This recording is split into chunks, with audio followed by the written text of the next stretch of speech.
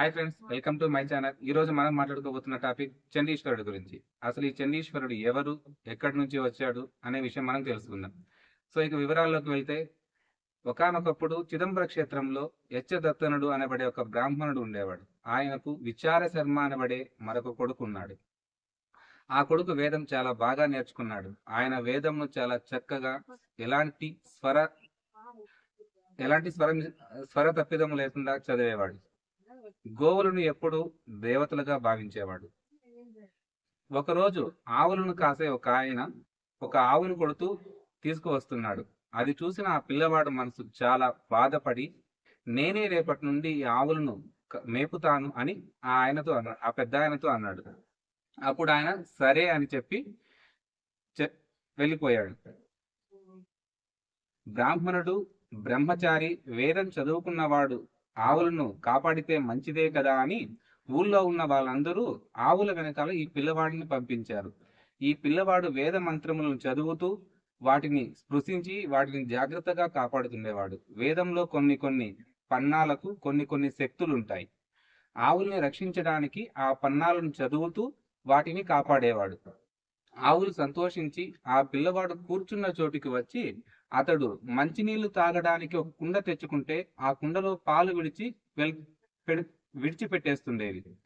రోజు ఇచ్చే పాల కన్నా ఎక్కువ పాలను ఇంటి దగ్గర ఇచ్చేవి. ఈ పిల్లవాడు ఆవులు ఎలాగూ పాలు విడిచిపెడుతున్నాయి కదా, వట్టినే కూర్చోవడం ఎందుకని ఈ ఆవులు విడిచిన పాలతోనే శివాభిషేకం చేయదలిచాడు. రుద్రం చదవడం కన్నా గొప్పది మరొకటి లేదు.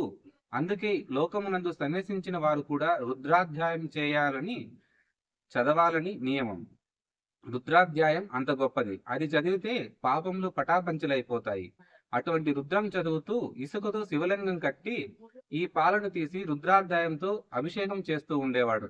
ఒకరోజు అటు నుంచి ఒక వెర్రివాడు వెళ్ళిపోతున్నాడు. అయ్యో, ఈ పిల్లవాడు పాలనన్నింటినీ నేలపాలు ఇసుకలో పోసేస్తున్నాడు అని అనుకుని, ఇంకా ఆవులు ఎన్ని పాలు ఇస్తాయో అని వెళ్ళి ఆ పిల్లవాడి తండ్రికి చెప్పాడు. ఆ పిల్లవాడి తండ్రికి చెప్తే యచ్చదత్తునికి కోపం వచ్చింది. రేపు నేను చూస్తాను అని చెప్పి మరుసటి రోజున కొడుకు కన్నా ముందే బయలుదేరి అడవులోకి వచ్చి ఆవులు మేసే చోట చెట్టెక్కి కూర్చున్నాడు. పూర్వకాలం క్రూర మృగములు ఎక్కువ, అందుకని కర్ర గొడ్డలి కూడా తనతో తెచ్చుకొని చెట్టెక్కి కూర్చున్నాడు. కాసేపు అయింది. కొడుకు ఆవులను తీసుకొని వచ్చి అక్కడ కూర్చున్నాడు. ఆవులు అక్కడ మేత మేస్తున్నాయి. ఆయన సైకత లింగంను తయారు చేసి సైకత ప్రాకారములతో శివాలయ నిర్మాణం చేశాడు. తరువాత చక్కగా ఆవులు తమంత తాముగా విడిచిపెట్టిన పాలతో రుద్రం చదువుతూ అభిషేకం చేసుకుంటున్నాడు. ఆయన మనస్సు ఈశ్వరుని యందు లయం అయిపోయింది. అతను పరవశించిపోతూ సైకత లింగమునకు అభిషేకం చేస్తున్నాడు. అవును, అతడు చెప్పింది నిజమే. వీడు ఇసుకలో పాలు పోస్తున్నాడని దూరంగా చెట్టు మీద ఉన్న తన తండ్రి పరిగెత్తుకుంటూ వచ్చి పెద్ద పెద్ద కేకలు వేసి పిల్లాడి భుజముల మీద కొట్టాడు. ఆ పిల్లవాడికి బాహ్య స్మృతి లేదు. అతను అభిషేకం చేస్తూనే ఉన్నాడు. కోపం వచ్చిన తండ్రి తన కాలితో అక్కడ ఉన్న సైకత లింగమును తన్నాడు. అది చిన్నాభిన్నమైపోయింది. అప్పుడు ఆ పిల్లవాడికి బాహ్య స్మృతి కలిగింది. తండ్రి వచ్చినప్పుడు గొడ్డలి అక్కడ పెట్టాడు. ఈ పిల్లవాడు వచ్చినవాడు తండ్రియా లేక మరొకడా అని చూడలేదు. ఏ పాదము శివలింగమును తన్నిందో ఆ పాదం ఉండడానికి వీలు లేదని గొడ్డలి తీసి 2 కాళ్ళు నరుక్కుపోయేట్లు విసిరాడు. తండ్రి 2 కాళ్ళు తొడల వరకు తెగిపోయాయి. క్రింద పడిపోయాడు. నెత్తుటి దారాలు కారిపోతున్నాయి. కొడుకు చూశాడు. శివలింగమును తన్నినందుకు నీవు ఈ ఫలితం అనుభవించవలసిందే అన్నాడు. నెత్తురు కారి తండ్రి మరణించాడు. ఆశ్చర్యంగా అక్కడ చిన్నాభిన్నమైన సైకత శివలింగంలోంచి పార్వతీ పరమేశ్వరులు ఆవిర్భవించారు. నాయన, ఇంత భక్తితో మమ్మల్ని ఆరాధించావు. అపచారం జరిగిందని తండ్రి అని కూడా చూడకుండా కాళ్ళు 2 నరికేశావు. మనుష్యుడివై పుట్టి తపస్సు చేయకపోయినా, వరం అడగకపోయినా నీకు వరం ఇస్తున్నాను. ఇవాల్టి నుండి నీవు మా కుటుంబంలో 5వ వాడవు. నేను పార్వతి గణపతి సుబ్రహ్మణ్యుడు. 5వ స్థానం చండీశ్వరుడిదే. నిన్ను చండీశ్వరుడు అని పిలుస్తారు. ఇక నుంచి లోకంలో వివాహం అయితే భర్త భోజనం చేసి విడిచిపెట్టిన దానిని పత్ని భాగం అని పిలుస్తారు. భార్యకు దానిని తినే అధికారం ఉంటుంది. దానిని ఎవరు పడితే వారు తినేయకూడదు. భార్యకు ఒక్కదానికే ఆ అధికారం ఉంటుంది.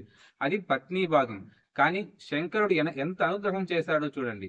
పార్వతి, నేను ఈ వేళ చండీశ్వరుడికి ఒక వరం ఇచ్చేస్తున్నాను. నీవు అంతఃపురంలో నాకు భోజనం పెడతావు కదా, నేను తిని విడిచిపెట్టిన దానిని చండీశ్వరుడు తింటుంటాడు, వేరొకరు తినరాదు అన్నాడు. ఆ చండీశ్వరుడు ఎప్పుడూ శంకరుని ధ్యానం చేస్తూ ఉత్తర ముఖంలో కూర్చొని ఉంటాడు. చండీశ్వరుడు బహిర్ముఖుడై ఉండడు. ఎప్పుడూ కళ్ళు మూసుకుని ఉంటాడు. ఎప్పుడూ శివధ్యాన తత్పరుడై ఉంటాడు. ఆయనను పిలిస్తే ఆయనకు కోపం వస్తుంది. అందుకని ఆయనకు ధ్వనిశ్చంద్రుడు అని పేరు. మనలో చాలా మంది తెలిసి తెలియక శివాలయంలో కొట్టిన కొబ్బరికాయ ఇంటికి తీసుకు వెళ్ళకూడదు అని గోడల మీద పెట్టి వెళ్ళిపోతుంటారు. ప్రసాద తిరస్కారం మహాదోషం. అలా వదిలిపెట్టి వెళ్ళకూడదు. శాస్త్ర ప్రకారం ఆయన దగ్గరకు వెళ్ళినప్పుడు చిన్న చిటిక మాత్రం వెయ్యాలి. అందుకే ఆయనను చిటికల చండీశ్వరుడు అని పేరు. చిటిక వేస్తే ధ్యానంనందు ఉన్నవాడు కళ్ళు విప్పి కోపంగా చూస్తాడు. ఓహో, మా స్వామిని ఆరాధించావా, ప్రసాదం తీసుకున్నావా, సరే అయితే తీసుకువెళ్ళు అంటాడు. ఆయనకు చూపించిన తర్వాత ఆ ప్రసాదం మీద మీకు పూర్ణాధికారం ఉంటుంది. దాన్ని మీరు మీ ఇంటికి తీసుకువెళ్ళవచ్చు.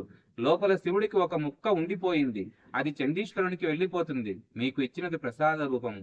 దాన్ని మీరు గుడి యందు విడిచిపెట్టి వెళ్ళిపోతే మీ కోరిక తీరదు. అందుకని శివాలయంలో ఇచ్చిన కొబ్బరి చెక్కలు కానీ ప్రసాదం కానీ అక్కడి వదిలిపెట్టి వేయకూడదు. నంది మీద పెట్టడం కాదు. చండీశ్వర స్థానం నందు తప్పట్లు కొట్టకూడదు. విధంగా చండీశ్వరుని ఆవిర్భావం మన లోకంలో జరిగింది. మరిన్ని కథలు, ఇలాంటి చరిత్రలు మీరు తెలుసుకోవాలనుకుంటే మా ఛానల్ని సబ్స్క్రైబ్ చేసుకోండి.